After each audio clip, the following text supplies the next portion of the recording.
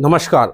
जन्म के समय चंद्रमा का बहुत महत्व है क्योंकि चंद्रमा से आयु निर्धारण होता है और बच्चे के रोग चंद्रमा से ही देखे जाते हैं। जब बच्चा पैदा होता है देखा जाता है कि चंद्रमा की कुंडली में क्या स्थिति है और उससे उसकी आयु का और रोग का निर्धारण होता है। तो बालारिष्ट जब हम बोलते हैं तो आयु 12 वर्ष बताई गई है और योगारिष्ट अगर होता है तो आयु 20 वर्ष। या हम ऐसा भी कह सकते हैं, आजकल देशकाल परिस्थिति के हिसाब से इन सब बातों को बताया गया, पर आज का जो देश काल परिस्थिति है उसमें हम ऐसा कह सकते हैं कि बच्चे को सही मेडिकल असिस्टेंस देकर बचाया जा सकता है या सुविधाएं हैं तो इसके हिसाब से ही हमें यह फलित करना होगा। लेकिन चंद्रमा की पोजीशन कुंडली में यह बताती है कि बच्चे का स्वास्थ्य कैसे रहने वाला है और कुछ अंश ऐसे बताए गए हैं जो मृत्यु कारक बताए गए हैं।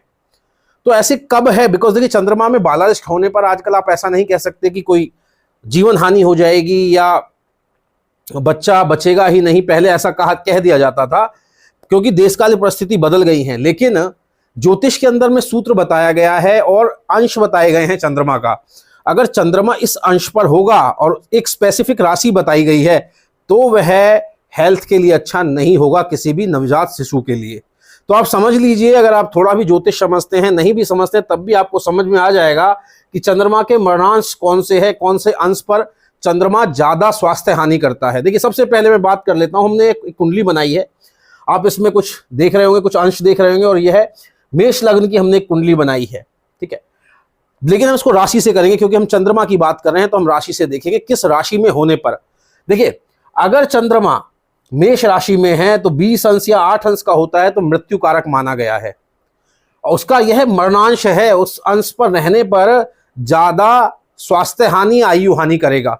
अब वैसे ही वृष का है, मिथुन का है, कर्क का है 22 अंश, सिंह में 21 अंश, कन्या में 1 अंश। तो इस तरह से अलग अलग अंश दिए गए हैं।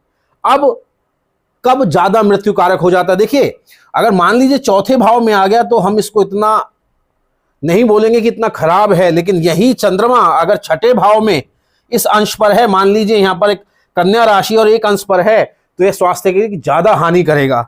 वही मान लीजिए वृश्चिक राशि है और 23 अंश का है, तो आप समझ लीजिए बीमार होने के ज्यादा चांसेस होंगे नवजात शिशु के। अब जरूरी नहीं है कुंडली ऐसी हो सकता है यहां पर 5 नंबर हो या यहां पर 2 नंबर हो, तो उसके हिसाब से जो छठे भाव में राशि आएगी, अष्टम भाव में जो राशि आएगी और 12वें भाव में जो राशि आएगी, उनके अंश अगर इससे मिल जाते हैं तो ऐसा आप मानकर चलिए कहीं ना कहीं बच्चे को स्वास्थ्य हानि होगी। बच्चे का ज्यादा ख्याल रखना पड़ेगा, बच्चे को ज्यादा टेक केयर करना पड़ेगा। तो इन अंशों का विशेष ध्यान रखा जाता है आयु के लिए। तो अगर आपको समझ में आया हो तो इसको और भी मैं कहता हूं कि आप इसे आगे भी शेयर करें, क्योंकि आगे शेयर करने से और लोगों को भी इसकी नॉलेज होगी और इसका उपाय कर पाएंगे समय रहते। चंद्रमा का जाप बहुत लाभ देता है। वैदिक एस्ट्रोलॉजी में जाप और दान, इससे ऊपर कुछ भी नहीं है। तो आप इसको आगे भी साझा करें ताकि और लोगों का भी ज्ञानवर्धन हो। और अगर अच्छा लगा हो वीडियो तो हमारे चैनल को सब्सक्राइब करना ना